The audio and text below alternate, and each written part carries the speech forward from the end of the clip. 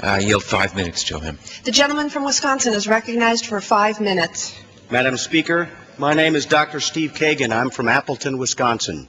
And during the past 30 years, I've cared for thousands of military veterans as their physician. The resolution under consideration today and voted on tomorrow will answer these questions. What kind of nation are we, and in which direction shall we move? During these past several days, we've all benefited from listening to hundreds of points of view from our elected representatives from every region of this great country on our ongoing involvement in Iraq. And during these past several months, I've been listening to the people who sent me here from northeastern Wisconsin, people a lot like you, fiscally responsible and socially progressive, the citizens of northeast Wisconsin. People in Wisconsin, like many elsewhere, voted for a positive change and a new direction. The new congressional class of 2006 has given us hope again. We are indeed, not just in name but in spirit, America's hope, and I'm proud to be associated with these talented individuals. I rise today in support of our troops and their families, and to encourage all of you to support this resolution, for it is the first step in bringing an end to our costly involvement in a senseless civil war between the Sunni and Shiite people. Like every American, I strongly support our troops, but I cannot support the President's poor judgment in promoting violence instead of diplomacy. The President has been wrong in every decision he's made in Iraq. Indeed, on 4 separate occasions, prior escalations have failed, and his current plan makes no sense even to the generals who understand it most. The reality is this: it was poor judgment that took us to war in the first place. It's time to take a different course, for the path we're on now is morally unacceptable. And here are the facts.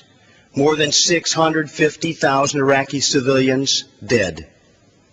Over 3,000 American heroes gone forever. Over 20,000 of our troops maimed for life, many with scars we will never see, at an economic cost that may rise above $2 trillion. Make no mistake, we must do whatever it takes to defend America and keep hostilities from our shores. But what we need now is a tough and smart national defense policy. It's time now to get the smart part right. This resolution has been criticized on both sides. Some say it's not tough enough, some say it's too tough. But I'm convinced it offers us the opportunity to ask these questions again. What kind of nation are we when a president takes us to war based on lies and deceptions? When our energy policy is decided behind closed doors? And when in our free elections not everyone's vote is counted? What kind of nation will we be when all our manufacturing jobs are taken overseas? When workers lose their rights to effective collective bargaining? And when our government closes its eyes to global warming? What kind of nation are we, and which direction shall we move? Let's begin now to work together and take a different path, a path where people come first, ahead of political parties, ahead of profit and loss statements, ahead of politics of fear. When we put people ahead of political calculations, we'll begin to see a different world.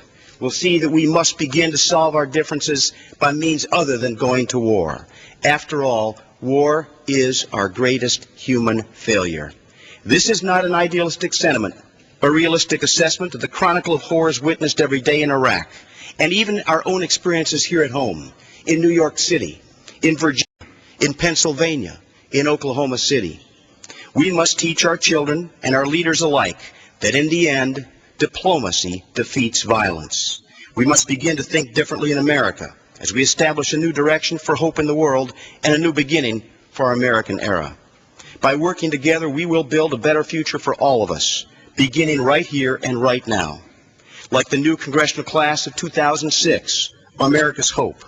I strongly support our troops, but not the President's failed policy. I encourage all of my colleagues to join the class of 2006 and vote yes on this important resolution. Join us. Be part of America's hope.